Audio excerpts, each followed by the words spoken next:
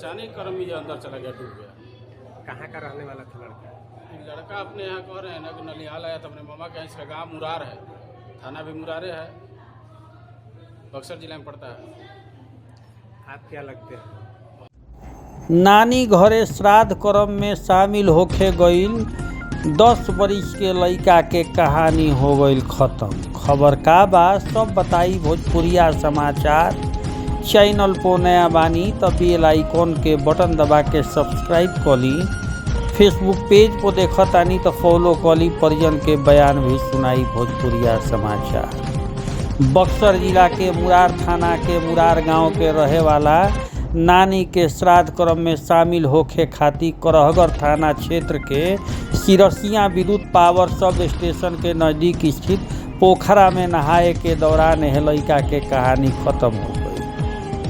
विद्युत कर्मी जान के बाजी लगा के 4 जना डूबत रहे लोग, लेकिन 3 जना के बचा लिया लोग, लेकिन 1 जना खत्म हो गए। इनका के पानी से बहरी ना निकालल जा सकल तब तक जब तक 3 जना के निकालत जाइत 1 जना खातिर समय खत्म हो चुकल रहे। जैसे तैसे क के निकाल के सामुदायिक स्वास्थ्य केंद्र ले आवल गई, जहां चिकित्सक इनका के मुअल घोषित कर दिलन। घटना के संबंध में बतावल जाता कि बक्सर जिला के मुरार निवासी ओम प्रकाश गुप्ता और सोनू गुप्ता के पत्नी सीता देवी अपन 10 बरिस के लड़का आदित्य के साथ माई के निधन के खबर पाके थाना क्षेत्र के सिरसिया गांव में गई रही। सीता देवी के पिता श्रीनिवास शाह परिवार के लोग श्राद्ध क्रम के तैयारी में जुटल रहन। यही बीच इनकर लड़का आदित्य अपन ननिहाल के दोस्त के साथ नहाए के प्रोग्राम बना लिहल। 4 गो दोस्त दोपहरिया में ही पोखरा के देने निकल गइलन, जहाँ विद्युत विभाग के गार्ड इनका के पानी में नहाए से मना कर दिलन, लेकिन ये लोग दूसरका तटबंध पे पहुँच के गहरा पानी में नहाए लागल लोग। जब एकरा में डुबकिया मारे लागल लोग तो चिल्लाए के आवाज़ सुन के गार्ड आस पास के लोग पोखरा के तेने दौड़ले। पानी में बुणुक रहल 3 गो जना के, जौना में राहुल, शशांक और रोहित के बाहर निकाल लिहल गई, जबकि आदित्य के कहानी खत्म हो गई।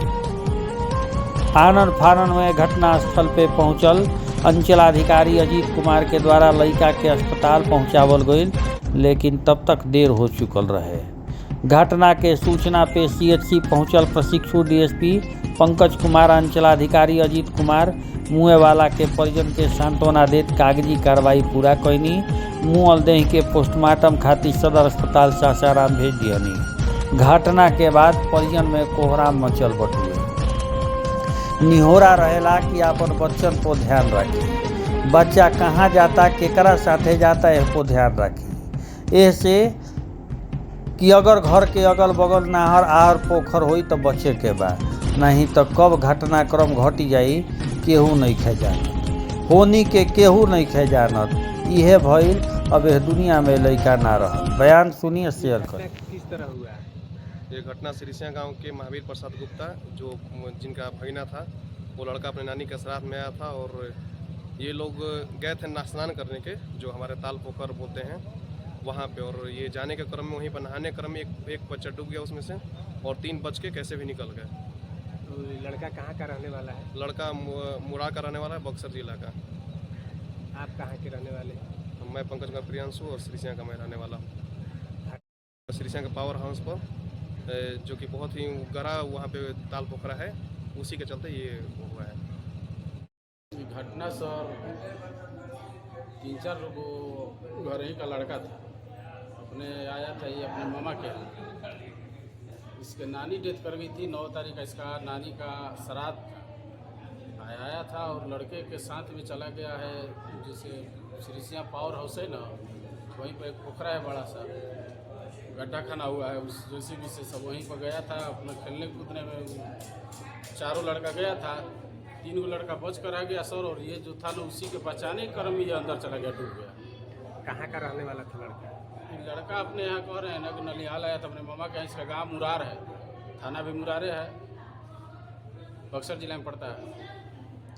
आप क्या लगते हैं? हम तो मान लीजिए अपने इसके मामा का लड़का लगेंगे, बड़े भाई के गोतिया पड़ोसी हैं हम। जो घटना हुआ है किस गांव का है? सिरसिया का। अत्याधुनिक सुविधाओं से लैस गॉड ग्रेस CBSE स्कूल चौगाई नर्सरी से 10 तक।